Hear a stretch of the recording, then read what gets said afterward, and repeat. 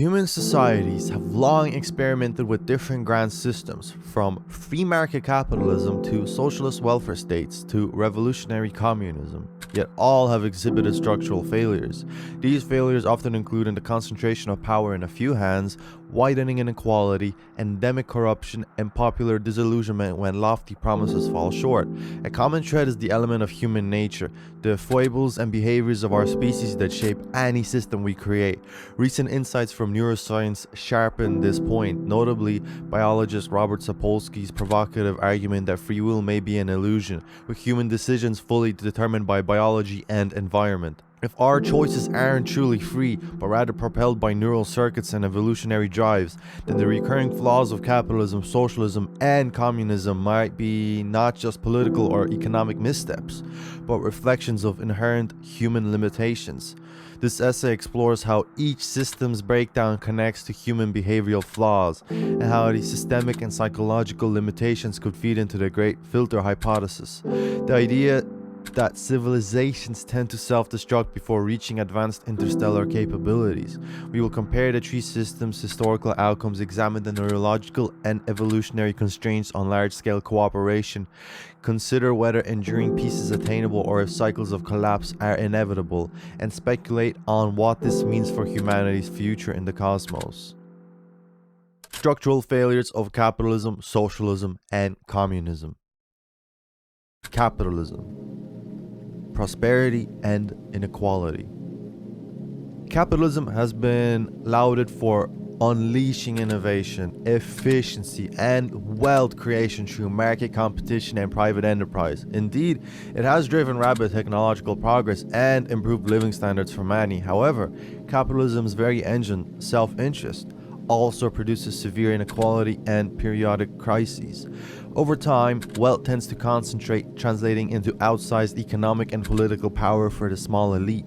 For example, in the United States, the top 1% now holds about 1/3 of the nation's wealth, up from about 1/4 3 decades ago. Meanwhile, the bottom 50% saw their share halve from 4% to 2%. Such trends have led to observers to argue that America and other capitalist nations risk becoming oligarchies, where a few wealthy control industry and government. Unchecked, this centralization of wealth and power undermines the very competition and meritocracy that capitalism purports to champion. The large-stage capitalist economy often features giant corporate monopolies or cartels that stifle innovation and skew markets to their advantage. Beyond inequality, capitalism has shown a pattern of boom and bust instability, from the Great Depression to the 2008 financial crisis, partly due to human greed and herd behavior in markets. Economist Karl Marx famously noted that capitalism is crisis-prone, an insight modern analysts echo. In the pursuit of profit, firms and individuals may take reckless risks or exploit others, leading to bubbles, crashes, and social harm. Environmental degradation is another systemic failure. Companies externalize costs like pollution for short-term gain, contributing to crises such as climate change. These outcomes reflect predictable human tendencies: ambition, avarice, and short-termism. When each actor in the system single-mindedly maximizes their own gain, the collective result can be inequality, corruption, corporate lobbying or fraud, and public disillusionment.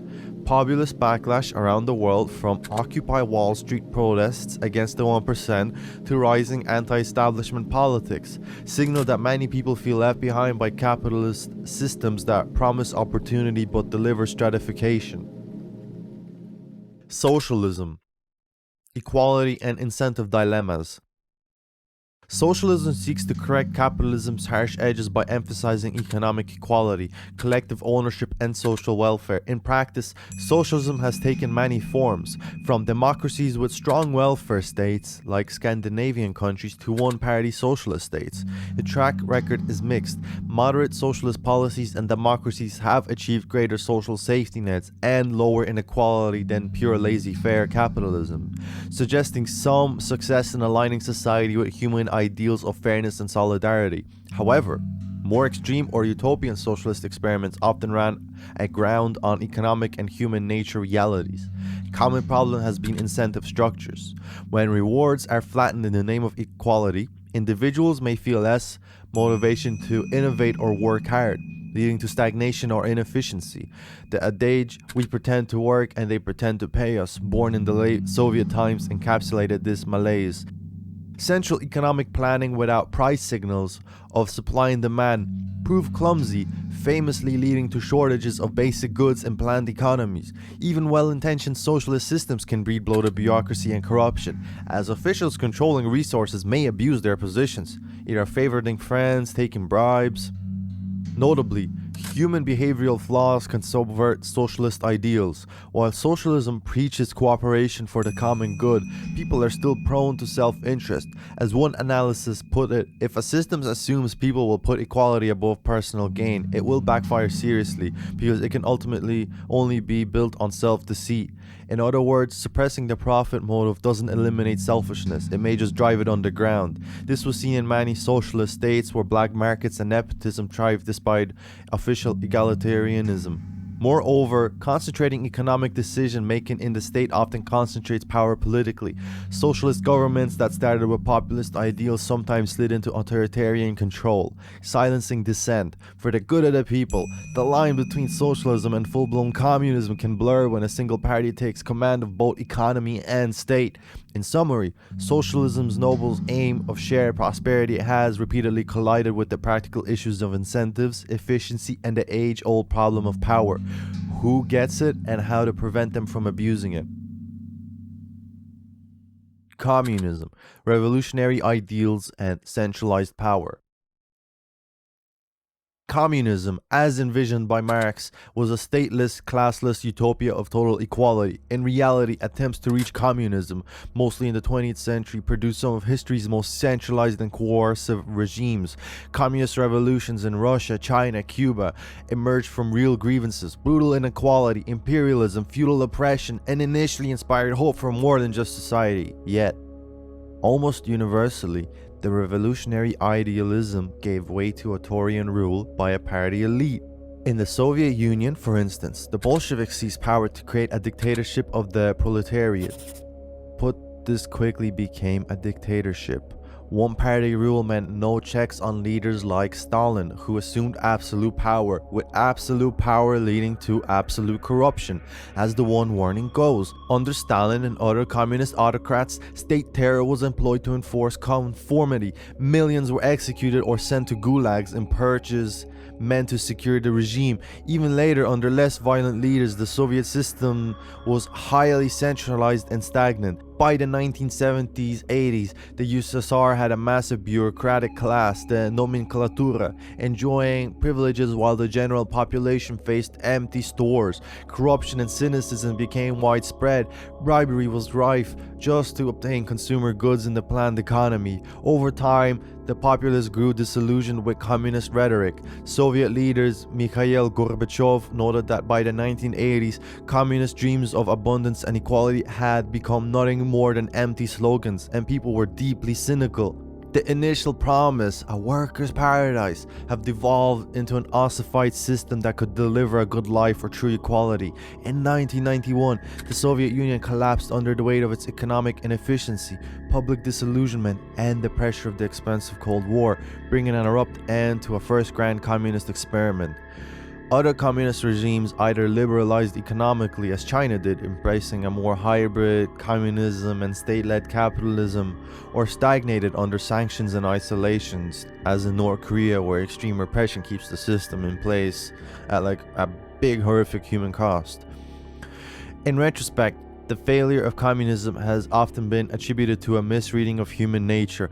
Revolutions tried to remake society and even human psychology from scratch, recreating the human mind by erasing all concepts of the private and the individual, as seen in Mao's Cultural Revolution and other radical campaigns. Such effort ignored the certain aspects of human desire and identity are persistent. The American founders, wary of utopian extremes, observed that any scheme that either ignores or rejects the idea of unchanging human nature is bound to fail in the end. Indeed, Communist revolutions striving to perfect humanity ended up unleashing new forms of tyranny. Centralized power, meant to be wielded benevolently on behalf of the people, instead corrupted the revolutionaries. A tragic pattern from the French Revolution's reign on terror to Stalin's gulags. By the late 20th century, communism became a cautionary tale of how noble ideals can curdle into oppression when human flaws, fear, greed, hunger for dominance are amplified rather than eliminated by a system. Human nature, neuroscience, and the illusion of free will. Why do these systems, so different in theory, converge in similar problems of corruption, inequality, and abuse of power? A key answer lies in human nature and our neurological limitations. Modern neuroscience and psychology suggest that humans are not the purely rational, willfully moral actors we like to imagine. In fact, our behaviors are largely driven by biological processes, unconscious impulse, and evolutionary instincts. Sapolsky's arguments that we have no free will at all captures this determinist viewpoint bluntly. He explains that every choice we make is a product of a cascade of prior causes, genes, hormones, neural wiring, childhood experiences that we do not choose. Our conscious sense of decision may be a fiction. Notably, classic experiments by neuroscientist Benjamin Libet found that the brain shows electrical signs of initiating a movement hundreds of milliseconds before a person becomes consciously aware of deciding to move. In other words, the unconscious brain decides, and our conscious mind only later rationalizes it. If our intent came from biological processes outside of our control, then free will is indeed a myth. What does this mean for societies? It implies that human behavioral flaws are deeply ingrained and hard to override by ideals or laws. A large-scale system relies on cooperation, trust, and some degree of individual restraint or virtue. Yet, if people cannot simply choose to be perfectly altruistic or unbiased because their brains are predisposed towards self-interest, tribal loyalty, etc., every system must contend with predictable failure modes. Some of these inherent tendencies include self-interest and greed. From an evolutionary standpoint, organisms that secured resources for themselves and their kin thrived. Humans are no exception. We are driven to seek food, wealth, status, security. In a deterministic view, a corporate CEO engaging in ruthless profit-seeking or a party official hoarding privileges is acting on impulses to maximize personal gains that are wired into their biology. All the moral incentives in the world may not stop such behavior if the environment rewards it. This is why checks and balances are crucial. James Madison famously wrote, "If men were angels, no government would be necessary, but men are not angels." So government must be designed to control the governed and itself.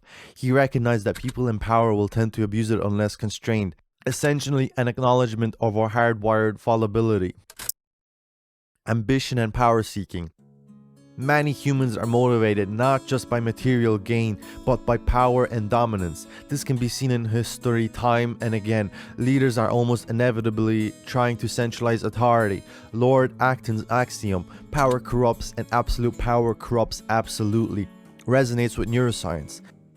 As individuals gain power, their empathy can decline and their sense of grandiosity grows. Studies show powerful people often exhibit more impulsive, morally lax behavior, likely due to reduced inhibition by the prefrontal cortex. Thus, a Communist Party boss or a capitalist tycoon, once in an unchecked position, may feel virtually entitled by brain chemistry to bend rules and exploit others. No economic system has fully solved how to prevent the ambitious from gaming the system to rule over everyone else. Tribalism and Us-Them Bias. Humans evolved in bands and tribes, and our brains are nearly attuned to group identity. We very easily split the world into us versus them. This undermines large-scale solidarity. Under communism, for instance, the ideal was that all workers of the world unite, but in practice, Soviet society stratified into the party elite versus the masses, and distrust of enemies, both internal and external, fueled repression. Under capitalism, society often stratified by class, race, or nationality, with each group lobbying for its own interests rather than the common good. Even within ostensibly cooperative movements or communes, factionalism can arise. We are neurologically disposed to favor those who look or think like us and to be wary of others. This xenophobia or in-group favoritism can derail egalitarian or universalist projects. As Sapolsky and others note, humans can be highly cooperative, but usually only within a limited group, our family, our team, our nation, and not as cooperative toward outsiders. Large systems struggle because it's hard for people to truly treat a stranger's welfare as equal to their own. Short-termism and emotion over reason. Our brains did not evolve to intuitively grasp long-term global consequences. We respond strongly to immediate threats or rewards, a bias towards the present. This means politicians and citizens alike often favor policies with short-term benefit, even if they cause long-term harm. For example, burning fossil fuels for economic growth gives an immediate payoff, whereas the climate catastrophe comes decades later. Our immediate reward circuits shout louder than abstract reasoning about the future. In a communist economy, officials might over-harvest or over-industrialize to meet 5-year plan quota, ignoring sustainability. In a capitalist economy, companies focused on quarterly profits over environmental stewardship. Neurologically, impulses from the limbic system, emotion and reward, frequently override the deliberative cortex. Without free will, people have a hard time collectively sacrificing now for a payoff many years ahead, a serious weakness when managing something like a global pandemic or climate change. The upshot is that large-scale cooperative systems are inherently fragile because they must be built out of individuals who are limited, biased, and often driven by forces beneath rational awareness. We can certainly design better incentives and institutions to channel human behavior. This is the essence of governance, but we cannot magically change the underlying human propensities. Utopian experiments that assumed a new man would emerge, selfless, rational, and community-minded, inevitably faltered as real humans retained their old instincts. As one historian observed, these utopias failed because they ignore or reject the idea of unchanged human nature. In practice, members of utopian communities often shirked hard work, fought over leadership, or pursued personal relationships in a way that caused conflict. All very human reactions. A 9th century example is the Fruitlands Commune of Massachusetts, 1843. The founders banned private property, animal labor, even manure fertilizer, hoping humans could live in pure harmony with nature. The result? The few dozen participants soon found farming with livestock impossible. Many refused manual labor as spiritually inhibiting, and on the commune's ultra-strict vegan diet they became malnourished and sick. Members drifted away and the community collapsed within 6 months. Reality overrode idealism. This pattern repeated in many such experiments. The consistent lesson is that our brains and behaviors evolved in ways that make perfect cooperation and equality extremely challenging to sustain. It's important to note that saying human nature has flaws is not to say people are doomed to selfishness or evil. Humans also have capacity for empathy, fairness, and self-control. Otherwise, no society could function at all. But these pro-social tendencies usually apply in certain conditions, example, towards kin or when reputational rewards are at stake, and they have limits. Moreover, if truly no one has free will, as Sapolsky contends, then even good or bad behavior isn't a conscious moral choice. It's a roll of the neurobiological dice given one's genes and environment. This viewpoint suggests we should design our social system almost as one designs a machine, assuming the cogs will follow their programming. When systems instead assume people will rise above base impulses consistently, whether it is the invisible hand of the market yielding optimal outcomes from individual greed, or the socialist new man working diligently for society without personal gain, they set themselves up for failure. In short, the psychological fragility of large society stems from the fact that the human animal was never really built by evolution to manage the complexities of nation states, global economies, and ideological utopias. We are doing the best we can with Stone Age minds in a Space Age civilization, and the cracks are always showing. Are stability and peace achievable, or are cycles of collapse inevitable? History provides sobering evidence that stable peace and egalitarian prosperity have been elusive. Great empires and civilizations rise, flourish, then fall into decay or violent upheaval. From ancient Rome's fall to the French Revolution's chaotic aftermath, one can observe a cyclical pattern. Periods of relative order and growth give way to crises, often induced by the very success of the prior era. Example, overexpansion, elite complacency, resource depletion. Given the repetitive nature of these convulsions, many thinkers have proposed the cycles of collapse may be inevitable. In contemporary terms, scientist Peter Turkin's analysis of society as clear dynamics finds that complex societies go through recurrent waves of instability driven by internal social pressures. As he and colleagues document rising inequality and elite overproduction, too many ambitious would-be elites fighting for power and wealth lead to factional conflict and erode state legitimacy. Simultaneously, if the general population suffers mass immiseration while the elite thrive, social cohesion frays and rebellions or civil strife become more likely. These dynamics are not new. They can be observed in the fall of the Roman Republic, in late imperial China's dynastic turnovers, and in modern states on the brink. Turchin even predicted that the 2020s will be a time of heightened instability in the US and Western Europe, based on the structural trends, a prediction seemingly borne out by a recent turmoil. In his view, unless conscious reforms reset the cycle, discord builds until the system breaks, after which a new order eventually emerges and the cycle begins anew. Is a lasting global peace and stability therefore a pipe dream? There are two sides to the argument. On one hand, optimists point out that humanity has in some ways reduced its propensity for large-scale violence over time. After the cataclysm of World War II, the great powers have avoided direct war with each other for over 75 years, something unprecedented, often termed the long peace. Institutions like the United Nations, international law, and trade networks have arguably helped foster cooperation and conflict resolution. Some scholars like Steven Pinker argue that violence, both war and crime, have trended downward over centuries, as Enlightenment values, democracy, and economic interdependence make society less brutal. This suggests that with the right cultural and institutional developments, we can curb our darker impulses and break the cycle of constant war. The existence of nuclear weapons also paradoxically imposed a kind of stability. The doctrine of mutually assured destruction made leaders exceedingly cautious about entering direct conflict, since it could mean annihilation.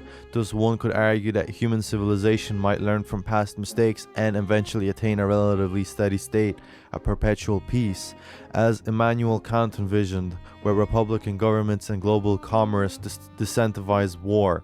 On the other hand, the pessimists or realists view hold that any peace is temporary and fragile, because the undercurrents of competition and human passion inevitably return. Even in large wars have been absent for a few generations, history did not end. We see new forms of conflict, cyber war, proxy wars, internal insurgencies, and the ever-present possibility that the peace simply lulled us into complacency. When we consider human neurological and cultural limits, it seems each generation forgets some of the horrors of the last and stumbles into familiar traps. Hubris, rivalry, scapegoating of others in hard times. The forces of greed and power-seeking adapt rather than disappear. For instance, formal empires gave way to economic neo-colonialism and outright slavery, to more insidious forms of labor exploitation. Global capitalism, while promoting growth, also creates global competition for resources and markets that can spark conflict, trade war, resource wars. Meanwhile, democratic governance, where achieved, faces internal stresses from misinformation, polarization exhibited by our tribal minds, and demagogues who exploit fear, potentially causing democratic breakdowns. Essentially, the pessimistic view is that entropy in social systems, the tendency to devolve into disorder, is always lurking. Without constant enlightened effort, which itself may not be free but contingent on circumstances, societies drift toward conflict or decay. Historical case studies support caution. Even periods considered relatively peaceful, like the European order after Napoleon, the 19th century concert of Europe, eventually unraveled into World War I. The collapse of the Soviet Union was initially peaceful, giving hope for a new era, but the power vacuums of economic shocks produced kleptocratic oligarchies and even new wars. In former Yugoslavia, if we zoom out, we might see oscillations. Tension builds, a crisis. War, revolution, collapse, releases it. A rebuilding occurs with vows of never again. Then over time, the same tensions rebuild in new forms. This pattern could be deeply rooted in how human societies function. Perhaps an inescapable rhythm given human competitive and cooperative dynamics, as one cyclical theory attributed to the philosopher Oswald Spengler and others suggest. Civilizations are like organisms. They are born, blossom, age, and die. While no scientific law, it captures the intuitive sense that indefinite linear progress is not guaranteed. So, is collapse inevitable? Not necessarily, but avoiding it likely requires grappling with human nature honestly. We would need robust institutions that check power, equitable economic arrangements that diffuse elite competition, and a culture that emphasizes empathy and foresight to an unprecedented degree. Essentially, we would need to beat the historical cycle by consciously counter-programming our worst instincts. This is daunting. Madison's solution of ambition counteracting ambition through checks and balances is one approach, and has indeed helped keep some governments stable, yet even that requires constant maintenance and good faith. As he noted, government itself is a reflection on human nature, a necessary control because we are not angels.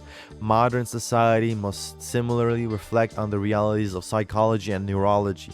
Sapolsky even argues that fully accepting our lack of free will could promote a more compassionate, rehabilitation-focused justice system, since we'd recognize criminals as unlucky products of biology, environment, rather than evil free choosers.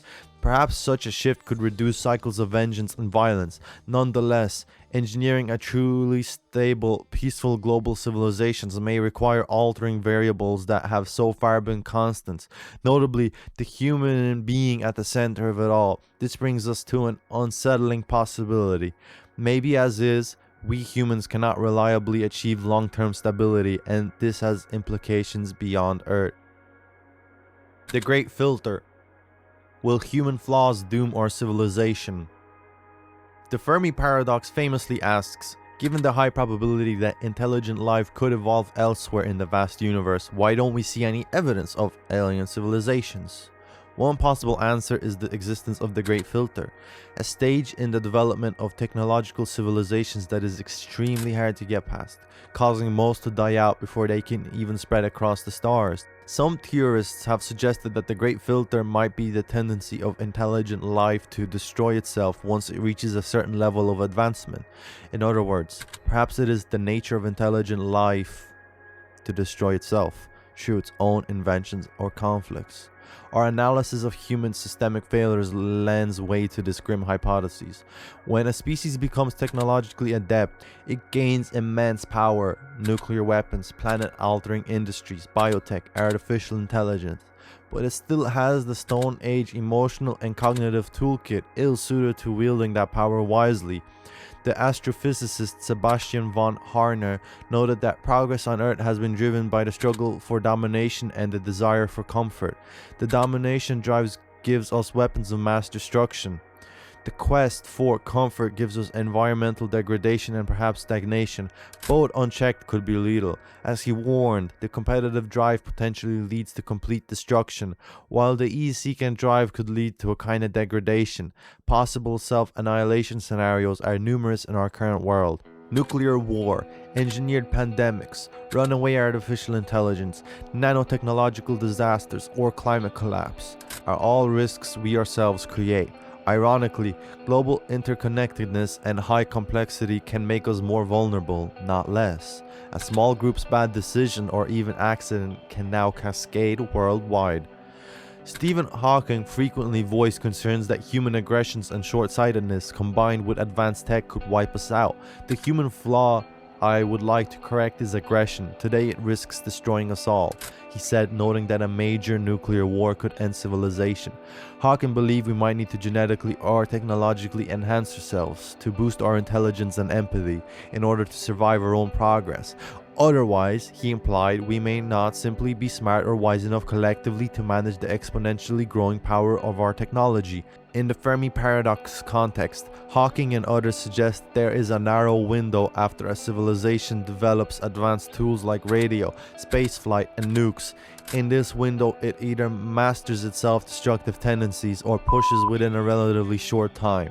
If most fail, they would not be around long enough to be detected among the stars. Carl Sagan echoed this, imagining many alien worlds where technology outpaced common sense, resulting in extinction shortly after the radio or atomic age.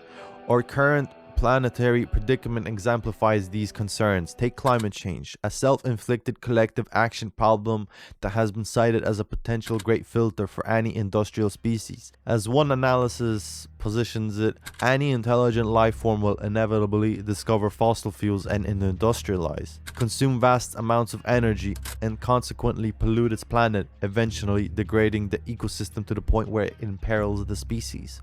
If the species cannot overcome its short-term greed and unite to shift course, it may trigger runaway climate effects and collapse, a fate possibly befalling alien civilizations that grew beyond their planet's carrying capacity. In our case, despite clear scientific warnings, humanity's response to climate change has been slow and fragmented, arguably due to political selfishnesses, denial, and the difficulty of sacrificing now to the benefit of future generations. This is precisely the kind of collective failure mode one would expect from imperfect beings with no free will to magically do the right thing en masse. It's sobering to think that Easter Island's collapse on a small scale, when tribes overused resources and descended into chaos, might play out on a global scale with climate change or other ecological limits. Nuclear weapons present another clear great filter candidate. A civilization inventing atomic bombs holds its own survival in its own hands in a dire new way. Our species came shockingly close to nuclear war multiple times. Cuban Missile Crisis, false alarms, may have been sheer luck or a few wise individuals under pressure that saved us so far. The deterministic view would say that those outcomes could have easily tipped the other way. There's nothing guaranteed about perpetual restraint. The fact that thousands of warheads remain ready is a Damocles sword hanging over civilization.